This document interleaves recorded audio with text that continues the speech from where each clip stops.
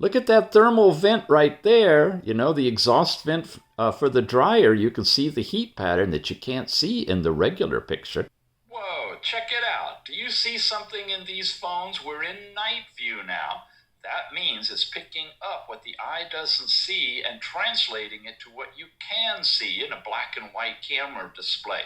I've got a flicker going on here. I got one going on there. Greetings and welcome to smartwatchtics.com. You're right, these are not smartwatches, they're smartphones. They're flagship phones from BLACKVIEW. And BLACKVIEW has taken a really different twist on what the media is hyping in folding phones and other exotic stuff, and giving us something we could really use. Two different types of cameras. In this one, we've got a night vision type of a camera that lets you see in complete darkness and great quality videos and images. And I'm not talking about traditional cameras that they mess around with a little bit to give you a night view. This is night vision. It's really infrared based. This one takes a whole different approach, and it's giving you thermal imagery. Yeah, it actually reads the temperature of objects and it gives you a complete picture, an image of the surrounding environment in thermal capacity. Let's talk about them. You can pick them up, and they are really inexpensive, directly from Amazon. They're a BLACKVIEW BL8800 Pro that does the full FLIR, which is one of the main companies that makes these kind of cameras for the military even. Thermal imaging camera with 8 gigabytes, 128 gigabytes, 5G phone for $500 with a discount coupon here and another coupon that you can stack on it that I've got in the show notes. The other camera, same 5G, same 8 gig plus 128. I mean, they're pretty much identical all across the board except for the camera modules. This one replaces the thermal with a IR night vision camera, and that is what we're going to show off right now. Now that you know about the similarities between these two phones, let's dive deeper into the major differences in the advanced esoteric camera modules. Here we have night vision. This is a whole different approach that lets you see literally in the dark, pretty much everything, as long as it's illuminated with infrared light and it can reflect back, and this module converts that infrared into visible in black and white. Okay? Thermal imaging is totally different. There's no illumination. There's nothing being sent out. It's simply looking for the heat signature of what it's seeing in the distance. And it's got advanced electronics that can automatically adjust the temperature threshold to match between the brightest or hottest and the darkest or coolest segments of the image to portray colorful information that you can use to find whatever you need to know about a thermal signature of an environment. Ready? Let's take a look at these. Now, I'm going to show you a clip here. This has been pre-recorded and the audio is on this camera, so you're going to have to listen careful. I'll get quiet here in a moment. I couldn't edit the two together to make it work as one. So you watch it on here, literally the camera it was shot on, and this will give you an idea of some of the things you can see that you otherwise couldn't see. Here we go. Let's explore night vision. These are two different phones. This is a OnePlus 6T right here. This is a OnePlus 7T. They're both off right now. Well, they're powered on, but the screens are off. This one will light up if I shake it, and of course, I always shake my phones. What I'm going to do is switch to a special mode now. Whoa, check it out. Do you see something in these phones? We're in night view now. That means it's picking up what the eye doesn't see and translating it to what you can see in a black and white camera display. I've got a flicker going on here. I got one going on there. Let's take a look a little bit closer. Now you see the bright light there. That's an infrared light that's shining from the camera and reflecting back to illuminate the background in case it's pitch black. What I'm after, though, is the emission of infrared coming from, it appears to be a little diode next to the front-facing camera. Now, normally we don't have anything illuminating the face from the front. You have lights in the back and such. This could be an infrared focus system, like a laser focus? I'm not sure, but nonetheless it's there. But this is what I thought was fascinating. Okay, that is the 1+6T. In the 7T, look at where this flicker's coming from. It's not coming from the camera. You can kind of see where the camera module is. It's coming from behind the screen. Yeah, no matter where I put it, how I move it. I'm sorry I can't get close focus with this camera, but you see that flickering happen? Now if I turn the camera on, okay, there's just the background locked screen and the camera's illuminating, but the dot is gone away. As soon as it goes off, the dot starts flashing again. Now why in the world, when the camera's off, when the screen is off, when I'm not using front-facing camera for anything, why is it doing that? Why don't we know about it? You can't see it under regular light. Interesting. This one, flickering away. When I turn it on, it stays flickering. Even though it's got my animated background going, it's still in lock mode. I don't have the camera turned on, front-facing or otherwise, but I still have the light. That's just a quick example of the things that you can see that you can't see when you're using night vision. Interesting, huh? Okay, now how does that contrast with thermal imaging? Remember, we're not sending anything out, we're only receiving. Let's take a look at this video clip. When I've activated it, I was outdoors in a shower stall, and this is the ambient screen. This is where the heater vent is, and there was heat was being used earlier, so it's a little warmer. That's Uncle Tix coming in and turning on the shower stall.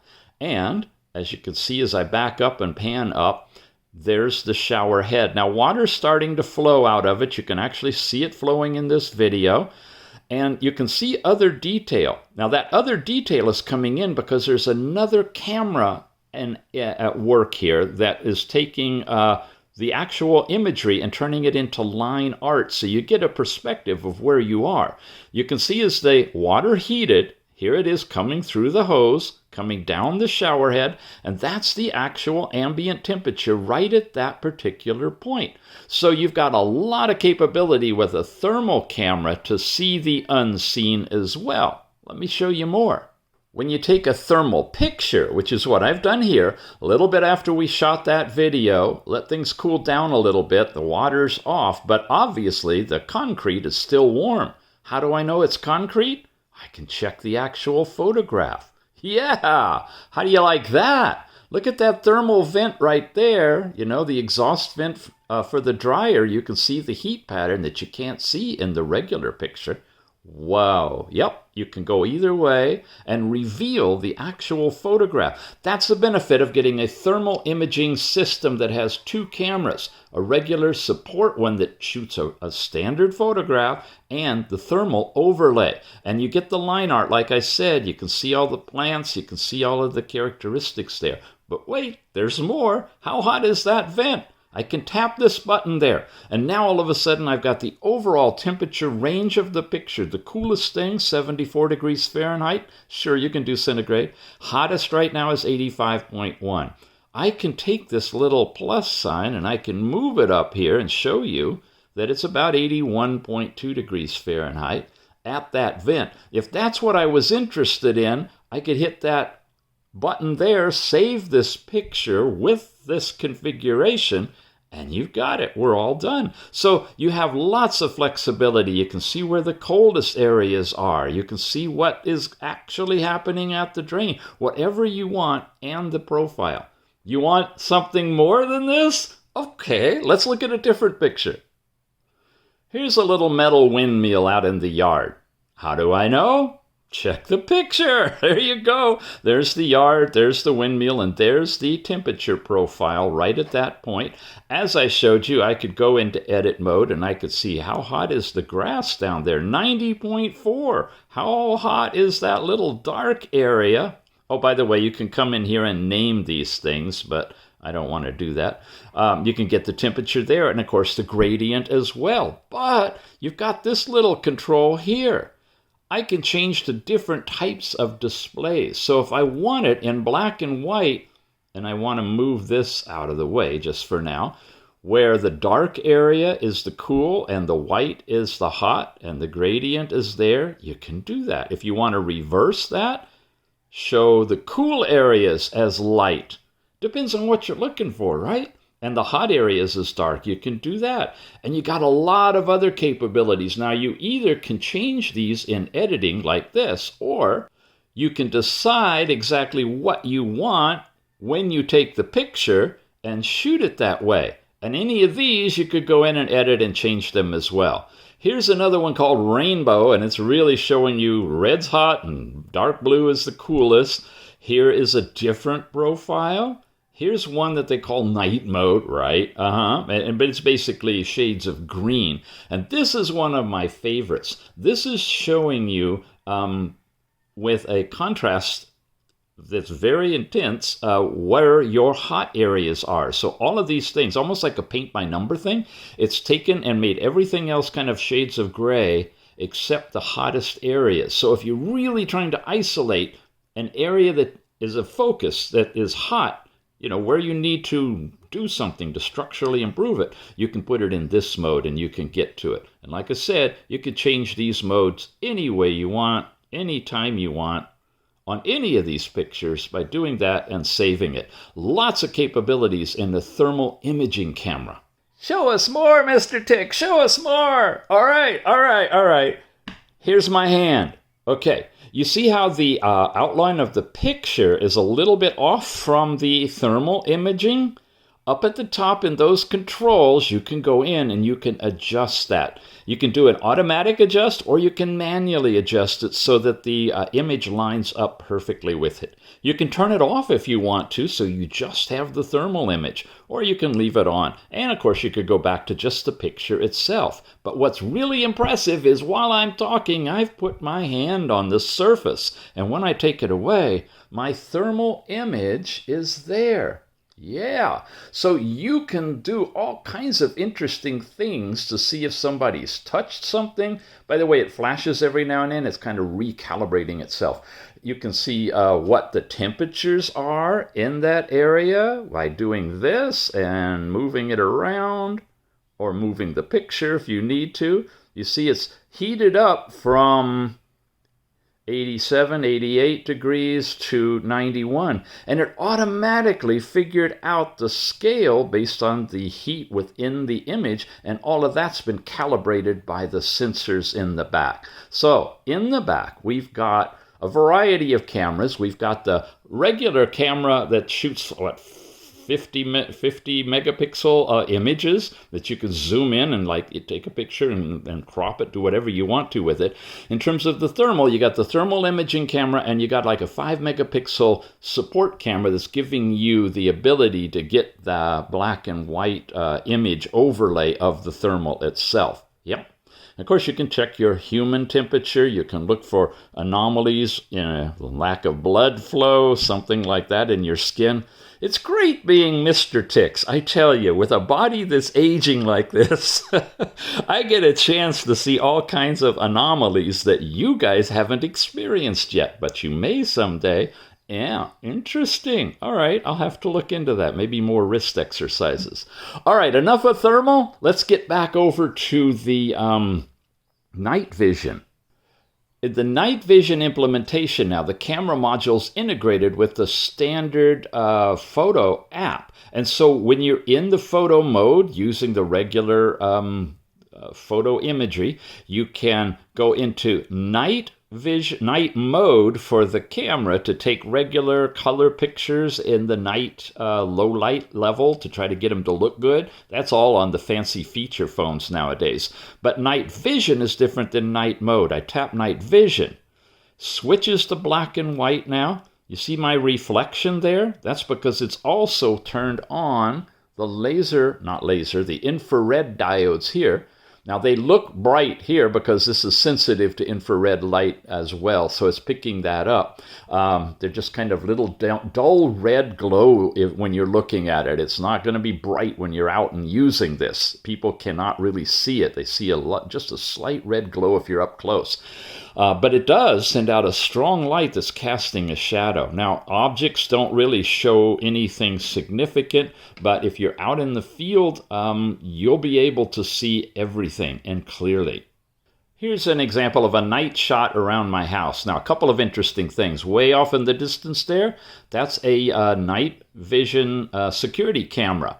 And it's pointed out to the yard. And in the daytime, of course, it just functions as a standard looping security camera. And at night, it can catch all kinds of things like glowing orbs, whatever those are.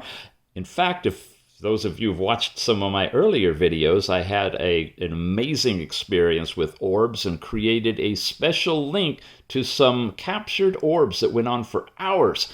I'll have that link in the show notes of this video as well so you can see. It wasn't caught with this phone, but it was caught with a security camera down in my carport just below here. This is up above. This bright light is actually an infrared illuminator. It doesn't have a camera in it, but it's got a whole bunch of infrared diodes and sends out a huge amount of light imagery so that you can capture pictures of the whole front yard. Reflected infrared into a camera that either doesn't have infrared or has just a small amount of infrared. This supplements that, in other words. So what do you get? Check this out. Here's the yard, and there I am standing in front of that bright illuminator taking this picture. So you can see the shadowing that it's made and what effect that illuminator has on this. There are flashlights available that are infrared. There's all kinds of ways you can augment these cameras, whether they're in a phone or in a security camera in a fixed location. So light is not really the issue as much as having a really good module, and this particular puppy does. Here's an example of a small one I've been testing out along with a few others that I've picked up just to see how well they work together with the camera. And I got this clip. I'll show you the beginning of it. This is a video testing out the different flashlights. So here's the tiny little flashlight. That's this one. Itty bitty one with a AA battery zoomed all the way in. And here it is in wide angle. And it's zoomed in. And what you see here is being illuminated by the phone itself. Okay, that's it for Mr. Tick's science experiments, but I tell you, there's a lot more to be said about phones and camera technology than we're being told in the mainstream media trying to get you to upgrade to cameras that just do things that every other camera on the market does. Thermal imaging. Night vision, true night vision that you could do in the absolute dark and see crystal clear as if it's daylight. These are available and they're on the market right now. So here's a little bit more about these two particular phones with these special cameras in them. Remember, you don't necessarily need to buy a phone to be a phone. If you don't need a phone, another one, you got your own with your SIM to make calls and such. These are magical instruments that can be used for their purposes of doing these incredible things. Ice cubes? Hot water? What do you think's going to happen when we mix them together? From a thermal camera perspective. Well, let's see. Here you go. Wow. Alrighty. We get all kinds of interactive interface. And of course, you can change it to look any which way you want, to do anything you want. Lots of experiments, lots of opportunities here, folks. Check it out. So there you go, guys. You see why Mr. Tix is so stoked? This is fun stuff. These two bought together is going to be less than half the price of a folding phone. You could take the folding phone and break it in half, and one of them would still be more. Anyway, you get the picture. Get what you need, get what you can have fun with, get what you can really show off to your friends. They are flagship quality phones. They got great cameras, great processors, great memory, great storage. And they've got the unique capabilities that each of them bring in terms of imagery. You've got the FLIR thermal imaging camera in the BL8800 Pro from Amazon directly for about $500, less the coupon here, less the stacked coupon you got in the show notes. Apply them both and bring that price down. Pick it up directly from Amazon. Likewise, at the same time, you could pick up this one, the BL8800, not the Pro. The regular is a 20 megapixel IR night vision camera. With both of them, you can get out there and really check out the environment. About $400. Again, there's a coupon savings and another coupon the company's given me to give to you, and you can stack them to get the discount even further down. So it's a new world out there if you really want to explore what you can do in phones. We really talk about all kinds of aspects of alternative watches here. Beyond Fitbit and Apple and Samsung. Well, here we go with phones. I just wanted to introduce you guys to this because I'm not seeing it's talked about anywhere. Not to the level of understanding of what you can do like you just saw today. Appreciate you being here. Really appreciate a thumbs up on this one. This is kind of outside my normal area, but having fun expanding a little bit. Yeah, that's it. I hope you like them, and we'll see you again soon.